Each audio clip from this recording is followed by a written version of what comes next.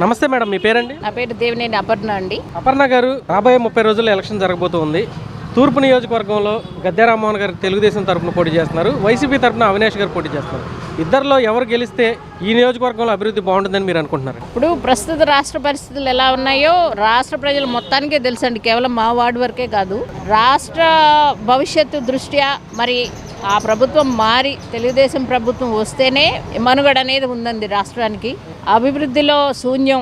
ఏ రకంగా చూసినా కూడా మన ఆంధ్రప్రదేశ్ రాష్ట్రం ఇండియా మొత్తం మీద కూడా అన్నిటికన్నా అడుగులోకి దిగజారిపోయింది. ఒకప్పుడు ఆంధ్రప్రదేశ్ అన్నపూర్ణ నంబర్ 1 స్టేట్గా ఉండేది, ప్రస్తుత పరిస్థితుల్లో దిగజారిపోయింది.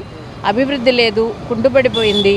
ఊరికే సంస్కరణలో ఏవి చేస్తున్నామని చెప్పడమే కానీ ఇక్కడైతే అలాంటిదేవి ఎలా పరిస్థితి కనపట్లేదు మన రాష్ట్రంలో. కాబట్టి తెలుగుదేశం వస్తే బాగుంటుందని చెప్పనని రాష్ట్రం మొత్తం అనుకుంటున్నారండి. మేడం, సంక్షేమ పథకాలు నేను ఇచ్చినంతగా ఎవరు ఇవ్వట్లేదు, ఎంతకంటే అభివృద్ధి ఎవరు చేస్తారని చెప్పేసి జగన్మోహన్ రెడ్డి గారు కానీ వాళ్ళ పార్టీ వాళ్ళు కానీ మాట్లాడుతున్నారు. మీరేమంటారు దీని గురించి? సంక్షేమ పథకాలు తెలుగుదేశం ప్రభుత్వం నుంచి ఆనాటి నుంచే గత 15 ఏళ్ల క్రితం నుంచే మొదలైనవి అండి. ఇవి ఇప్పుడు కొత్తగా వచ్చినవి ఏం కాదు. చంద్రబాబు గారు ఆ రోజుల్లో ఎన్టీ రామారావు గారు పార్టీ స్థాపించిన 82, 83 నుంచే కూడా సంక్షేమాల మీదే ప్రభుత్వం బేస్ అయింది పార్టీ అనేది, టీడీపీ పార్టీ. మరి అప్పటి నుంచి ఇచ్చుకుంటానే వచ్చారు కానీ ఇది ఇప్పుడు కొత్తగా ఏం లేదు. ఆయన కేవలం పేర్లు మార్చి ఆ పథకాలని పేర్లు మార్చి ఇవ్వడం జరిగింది. కాకపోతే పథకాల వరకు ఆయన చాలా బాగానే పోషిస్తూ వచ్చారు కానీ చాలా తప్పుదారిన ప్రజానీకాన్ని తీసుకువెళ్ళడం జరిగింది.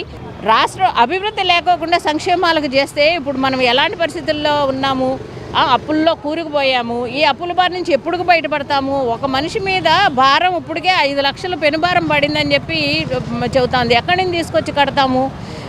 మరి పేద బడుగు వర్గాల వారికి సంస్కరణలు చేయాలి, ఓకే, కానీ ఎంతవరకు చేయాలి? వారికి మరి రోజువారీ నిత్య వాళ్ళకి వాళ్ళు సేవింగ్ ఎలా అయితే అంటే పని చేసి రాబట్టుకునే పరిస్థితి తేవాలి కానీ ప్రభుత్వం వారు ఇలా గ్రాంట్ల మీద గ్రాంట్లు ఇచ్చేసేయడం అనేది కరెక్ట్ కాదండి. మేడం, మరి ఎంపీ ఎలక్షన్స్కి వచ్చేసరికి కేశినేని చిన్ని గారు పోటీ చేస్తున్నారు తెలుగుదేశం తరఫున, అలానే కేశినేని నాని గారు వైసీపీ తరఫున పోటీ చేస్తున్నారు. ఇద్దరిలో ఎవరైతే బాగుంటుంది మేడం? మనకి పనిచేసే నాయకులు కావాలండి. రాష్ట్ర ప్రభుత్వం ఇప్పుడు ఎటువైపు అయితే రేపు ప్రజానీకం ఎన్నుకుంటారో ఆ తరపు నుంచి డెఫినెట్గా వాళ్ళే గెలుస్తారు. కాబట్టి మనకి ఇప్పుడు ఎవరు అనేది ప్రస్తుతం అప్రస్తుతం. మన కాన్సన్ట్రేషన్ అంతా కూడా ప్రభుత్వాన్ని, తెలుగుదేశంని తీసుకొచ్చి ప్రభుత్వం ఇక్కడ తింపి గద్దె మీద నిలబెట్టాలనేది మా అందరి సంకల్పం. ఈ నియోజకవర్గానికి వచ్చేసరికి గద్దె రామ్మోహన్ గారికి ఎంత మెజారిటీ వస్తుందని మీరు అనుకుంటున్నారు? మెజారిటీ ఎంత ఉందనేది కాదండి ఇక్కడ ముఖ్యం.